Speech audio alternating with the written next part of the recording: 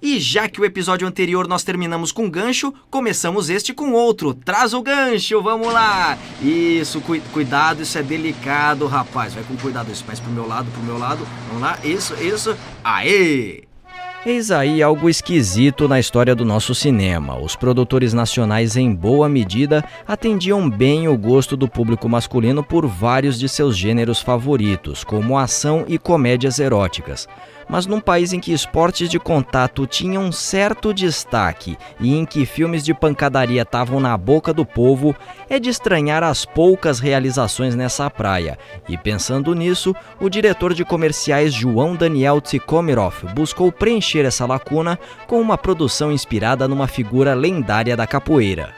Figura essa conhecida como besouro mangangá, que é uma espécie de inseto conhecida por sua ferroada dolorosa, mas que este filme tratou de aproximá-lo mais e mais ao seu primo muito visto em pastos e currais de vaca. Duvida? Pois se não, vejamos. Começamos com o garoto Manuel recebendo de seu mestre Alípio uma bela lição sobre superação. Ninguém dá conta que esse cascudo voa. É pesado e tem as asas fininhas. Até a ciência jura que esse besouro não voa. Mas olha que maravilha.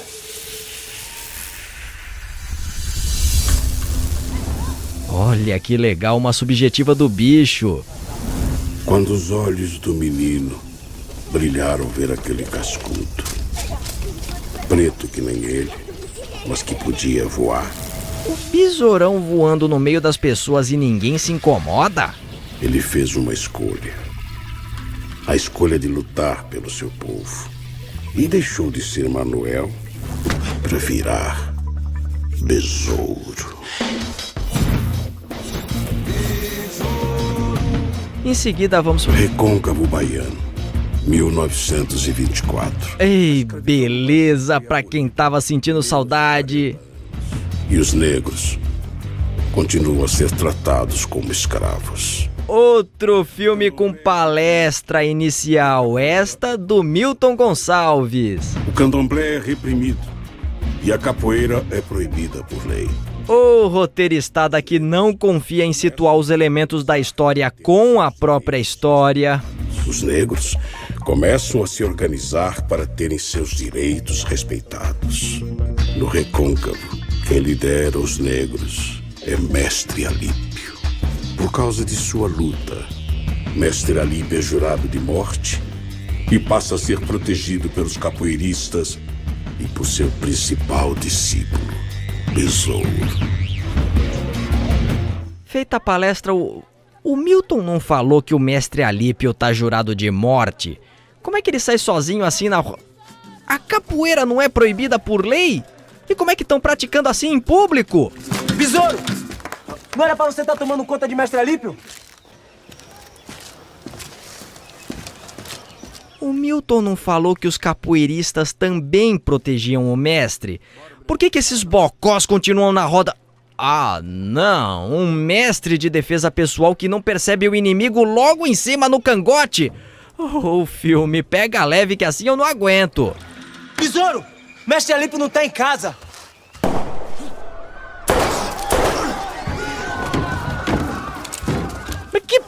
Mas esse boteco tava onde? Logo em frente à roda de capoeira? Mestre!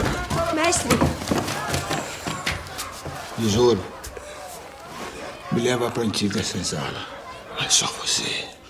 Foi minha culpa, mestre. Isso tinha que acontecer. Claro que tinha que acontecer, do jeito que é desatento seria capaz dele ser atropelado pela própria rotação da Terra. Eu escolhi você pra continuar o que eu comecei. E o que ele começou? A palestra do Milton falou que ele organizou os negros pelos seus direitos, mas de que modo? Promovendo o quê? Se posicionando como? Nada disso é explicado, e como esta cena ilustra simbolicamente, para achar coerência no que vimos até agora só enxergando razões sobrenaturais. Esse começo, por exemplo, de cara desqualificou completamente a palestra inicial. Uma coisa assustadora. E chega ao boteco o mandante do atentado, o coronel, que vai aproveitar e brindar os amigos da vítima pelo favor de tirarem o presunto da cena do crime. Mas não sem antes o discurso expositivo com as suas razões para o assassinato.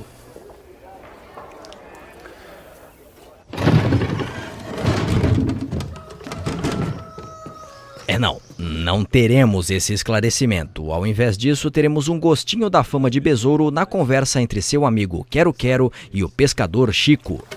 Besouro, cabra vaidoso.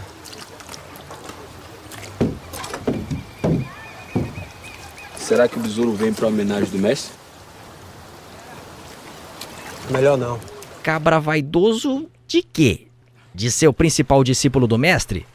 Então, se ele tem essa vaidade, deve estar articulando uma vingança neste momento contra um... Não. Ele ficou enfiado no meio do mato a semana inteira. Isso não é muito próprio de alguém vaidoso, mas deve ser o peso do arrependimento. Ajudaria a lidar com a dor saber que o velho saiu na rua sem avisar ninguém, mesmo sabendo que era jurado de morte.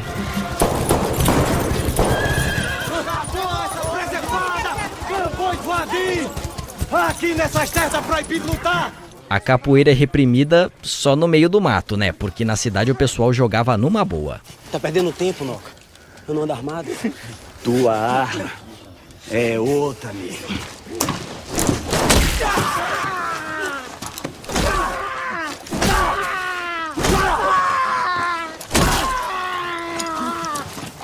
Aguenta, Chico. Olha o anjo baré. Essa nova agressão contra o povo negro não passará livre porque o herói está presente no seu isolamento, tendo flashbacks. Uma coisa obrigatória na relação discípulo e mestre em cinema. Vocês precisam aprender uma coisa. Um pode ser forte, mas dois é mais forte. 3 é mais forte ainda. O povo todo junto é muito forte. Lembrança perfeita, bem quando a galera apanha e ele fica inteiro porque se manteve longe do pessoal. Amizade, apoio, união. 3 palavras que não sei o que estão fazendo aqui. Vão procurar um filme esportivo americano que vocês ganham mais. Em seu engenho, o coronel confabula com seu jagunço, o deputado do Tropa de Elite 2. Não, as coisas estão ficando em hora agora. Acabou o ajuntamento, acabou zoada de berimbau. Mataram o mestre pelo barulho das rodas de capoeira? Esse cara é avô do vilão do Padre Pedro? Nega agora tá carregando saca e puxando carroça.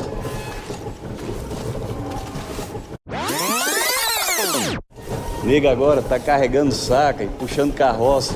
Tá, são serviços pesados, mas isso dá a entender de que eles mataram o mestre porque ele fazia os negros deixarem de trabalhar pra jogar capoeira? É isso?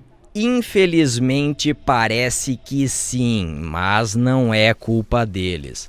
Acontece que os vilões são tão genéricos que seus interesses ficam imprecisos e nem se enxerga contra o que os heróis se rebelam, dando a impressão de que a revolta é contra ter que trabalhar.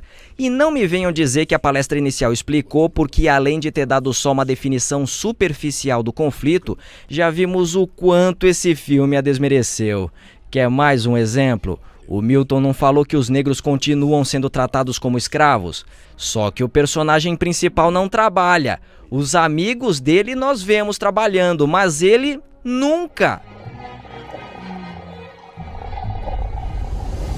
Mesmo tendo capacidade e talento para ser um troca-peles e trampar no Game of Thrones. Mas não, ele fica aí fazendo viagens transcendentais, com visuais lindíssimos e tendo contato com as forças da natureza.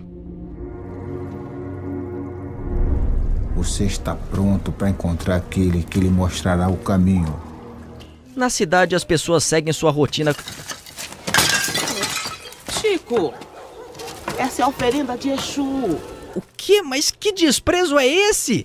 Ele vive numa comunidade africana, não tem como ele não saber quem é Exu e a encrenca que dá estragar despacho pra ele. E olha só quem veio tirar satisfação. Quem é aquele cabra que tá com o Chico? Que cabra? Que isso? Que isso? Você faz um negócio desse na minha barraca? Larga meu peixe. Desgraçado. Quero ver agora. Sabe o que miserável? Saia! Calma, Você Chico. vem pra me azucrinar, Chico. Calma, Chico. Eu vou te ajudar, calma. Calma, Rafa, calma. O que tá acontecendo? Solta a faca. O que tá acontecendo, Rafa? Para com essa loucura. Tá falando sozinho? Tá falando sozinho, tá ficando maluca. Vamos pra casa. Vem cá, vem. Ih, que tolerante, nem cobrou o despacho estragado. Quem é você?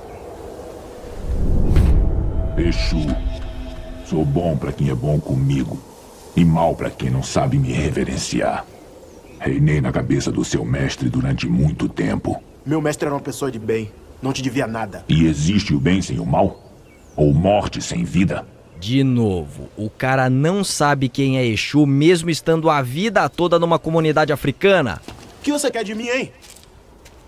Reverência. Se ajoelhe aos meus pés. Não vou ajoelhar que eu não sou escravo seu nem de ninguém.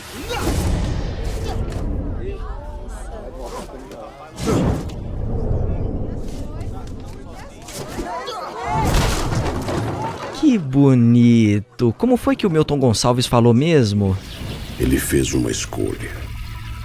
A escolha de lutar pelo seu povo. E ele destrói o que é do seu povo para agredir alguém que ele, enquanto parte desse povo, deveria saber que não pode agredir. Vaidoso. Orgulhoso. Você deixou Alípio morrer. Ele já tinha assumido a culpa no leito de morte do mestre. O Exu vem acusá-lo disso de novo, pra quê? Mas espera, tá me chegando a informação de que essa razão sobrenatural os caça-fantasmas acabaram de capturar. Quer ver só? Me dá imagens do nosso Mob Link posicionado lá no...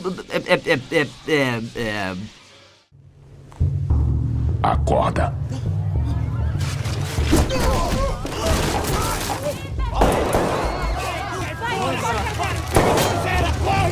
Ó só, até agora ele nada fez contra o coronel para justificar ser perseguido. A única razão para correrem atrás do besouro seria para dar um beijo de agradecimento por ele ter sumido com o corpo do mestre.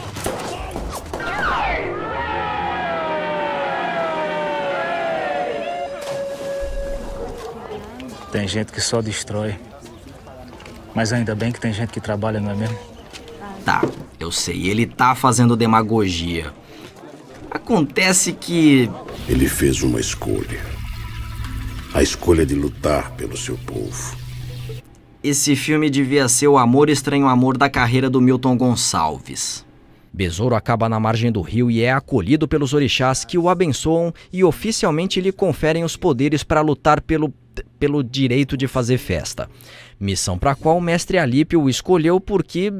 tá na sinopse que ele foi o maior capoeirista de todos os tempos, mesmo que ainda não tenha de fato superado nenhum outro capoeirista no filme.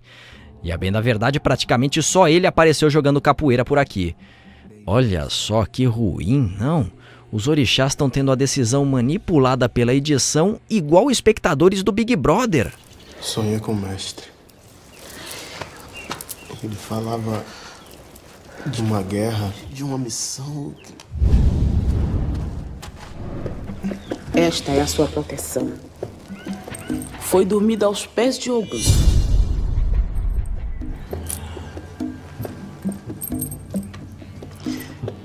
Seu corpo tá fechado. Ó, vá lá que sejam muitas as histórias de corpo fechado no folclore brasileiro, mas do pouco que conheço dos orixás, acho que eles prefeririam que o cara ficasse craque na luta e se defenda sozinho, senão acontece que o sujeito fica lero lero, lero lero, eu tenho corpo fechado, lero lero.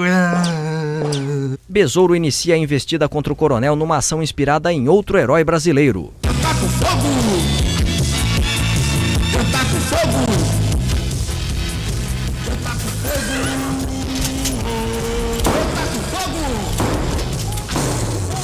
E acho que entendi a razão dessa medida, porque queimar canavial facilita o corte da cana e isso fará os negros trabalharem muito melhor, não é? Eu vendi uma boiada para compensar a perda da cana. E botei a negrada para produzir dobrado. Não é. Eu não falei que ele tinha algo contra trabalhar. E agora, com metas de produção piores, os negros são mais agredidos, sem falar nos que ficaram sem emprego por causa da destruição da lavoura. Ainda não saquei o porquê das ações do besouro. Alguém aí poderia me explicar? Vocês não estão entendendo o besouro. O que ele tá fazendo. Eu duvidei. Está na cara, gente. Tá na cara que ele tá continuando a obra do nosso mestre, Mestre Alípio. Certo, e que obra é essa? Até o Chico do... Ele tá dando início.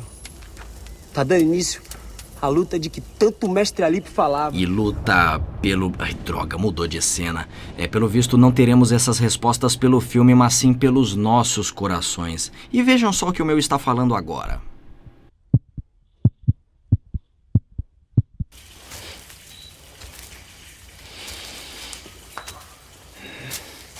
Depressa!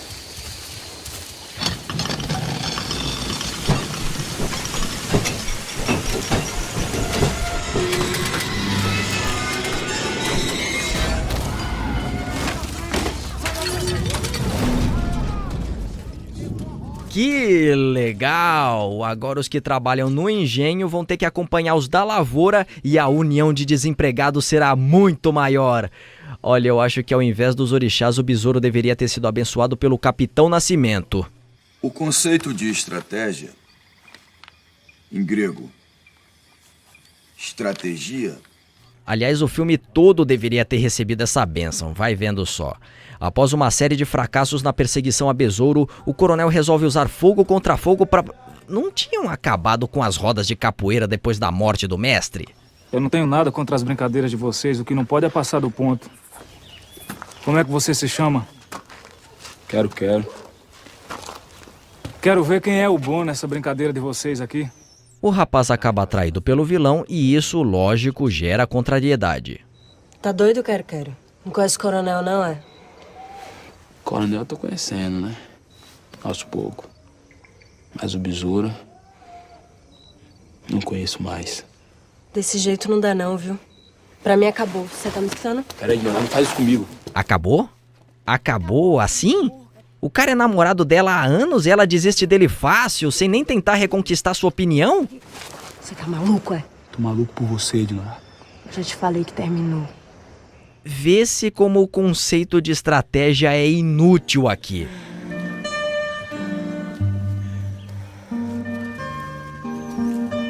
Afinal, como que o coronel iria antecipar que tem a seu favor a velhacaria dos adversários? E identifico aqui um erro de edição, tá faltando um flashback aí. O povo todo junto é muito forte. E não deixe que nada separe vocês. E eu chamando aquela moça do Gaiola da Morte de biscate. Como a gente se engana nessa vida, não? E o besouro é um amigo da onça desgraçado. A namorada do amigo vem do nada, começa a se insinuar pra ele e ele creu, sem nem perguntar qual foi. E duplamente desrespeitado, Quero faz a única coisa razoável numa hora destas. Dizem que em corpo fechado não entra nada, não. Ticum. Faca de ticum. Sei onde é que tem essa madeira, Noca. Mas a revolta é tamanha que o rapaz não quer deixar pros jagunços nada do miserável fura-olho traíra. Nada. Melhor que ninguém. Em nada. Em nada. Vamos parar com isso. Para com isso. Não me toca!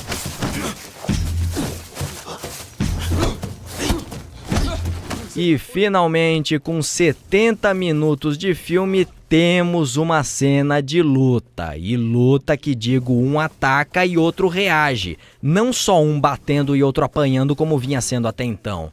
Mas as coisas se desequilibram porque Besouro tem a seu favor a sustentação por cabos e o flashback. Se você conseguir completar esse golpe, Besouro, pode ser sua marca. Não. 1000 vezes não! O golpe assinatura que sempre é o mais forte e, portanto, deveria ser desferido contra o inimigo, ele aplica no amigo a quem ele magoou na cara larga. Eu vou embora, pra não fazer o pior. Não falei que ele tá mais pra aquele besouro dos pastos e currais?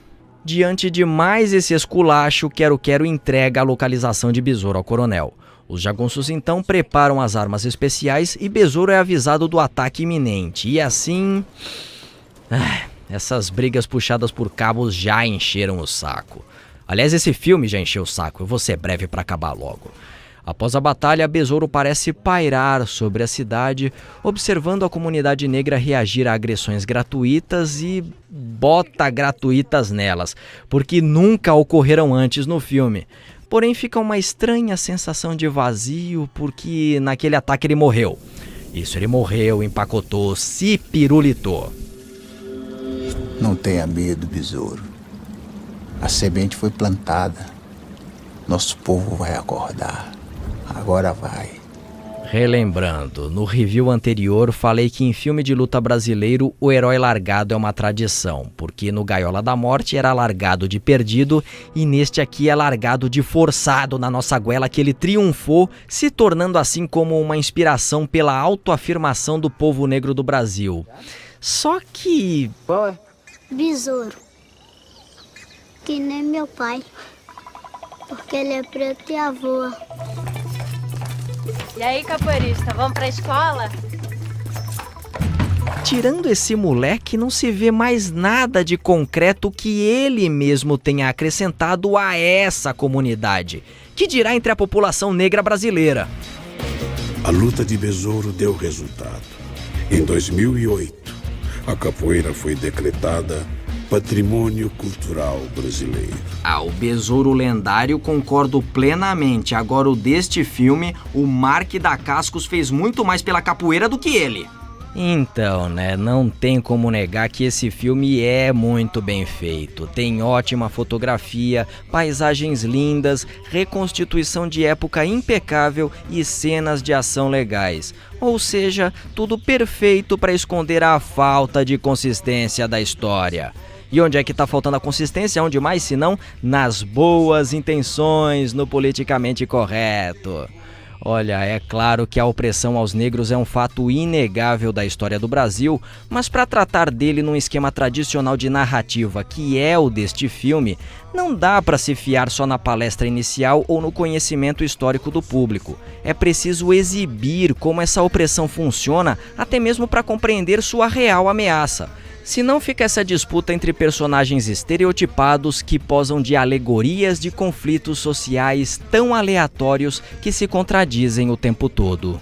Aí volta aqui com a referência, volta isso, porque esse filme consegue a proeza de confirmar Esporte Sangrento como um filme muito melhor, não só em termos de capoeira, como também em termos de engajamento, já que não fica mais preocupado em fazer média com causa social. Ô Tikomirov, você queria fazer um filme de porrada ou montar uma padaria para servir café com leite, hein? Este foi o Reviewtado. Escuta, é o seguinte, você pode ter dirigido o especial do Roberto Carlos, ter ganhado um monte de prêmio com seus comerciais, mas tá claro que não entende o conceito de porrada. O conceito de porrada, do grego porrádolos, do latim porrádios, do tupi-guarani titacutacapi,